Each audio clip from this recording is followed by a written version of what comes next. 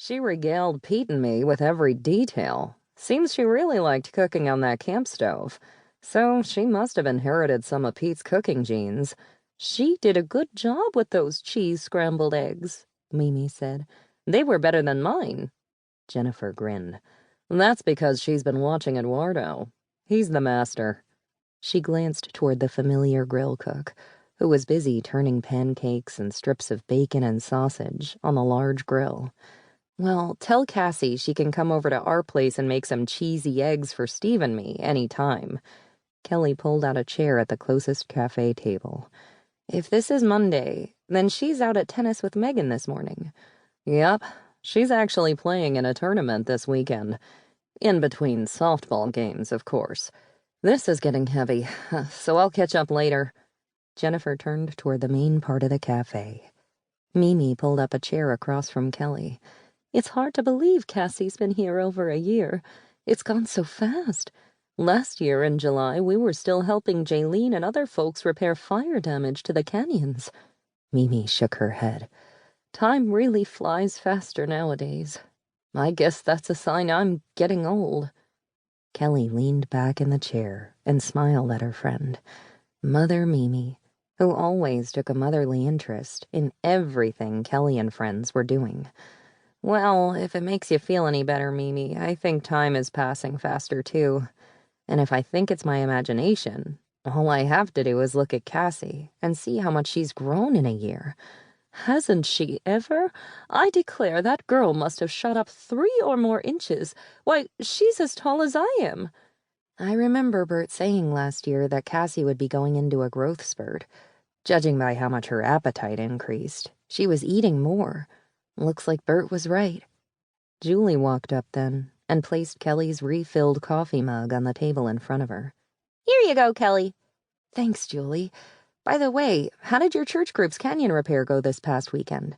When Steve and I went up to help with canyon repairs, we really had great weather. Oh, we got a lot done. Julie gave a satisfied nod. We shored up several hillsides that had rain damage and lost soil. We made more wattles with straw and put 'em up.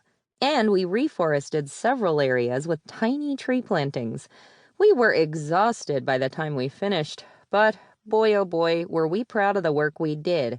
Those people on that property had most of their house burned, so it felt really good to help them. The wife started crying watching us at work. I'll bet. You and your church group did a huge good deed for those folks, Kelly said. How far down the road from Jaylene's ranch was that place? A couple of miles.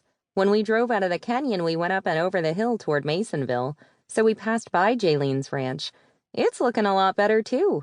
Jennifer told me how much you guys did this past year with replanting and shoring up those hillsides. Looks like we've got a ton of new growth all over Bellevue Canyon now. I saw a lot of green on Jaylene's hillsides. All of you should be proud of yourselves, Mother Mimi said. So many of our friends needed help after that awful High Park wildfire last summer, and lots of people showed up to help. Now Bert and I drive through the canyons and we see green plantings and new growth all over, restoring the land. Julie grinned. Thanks, Mimi. It felt good to make a difference. Talk to you later. I've got to check on my other customers now. She scurried back into the main cafe.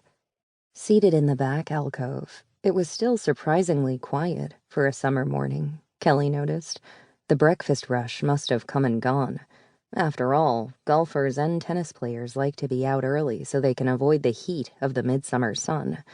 She'd seen several foursomes out on the greens already when she and her boyfriend, Steve Townsend, took their early morning run by the river. I'd better check to see if Rosa needs any help up front, Mimi said as she rose. Oh yes, work beckons, Kelly said, joining her. How's that new building project Steve's working on in Denver going? Mimi asked as she and Kelly walked toward the hallway. You said he was working some late nights. It's going well. Construction has moved into the next phase. Framing is all done, so they'll get the roof on and then start on the interior. Kelly took a deep drink of the hot, black coffee that was Eduardo's specialty. Mimi's cell phone sounded, and she dug it out of her pocket. Oh, it's Barb. She's teaching an intermediate advanced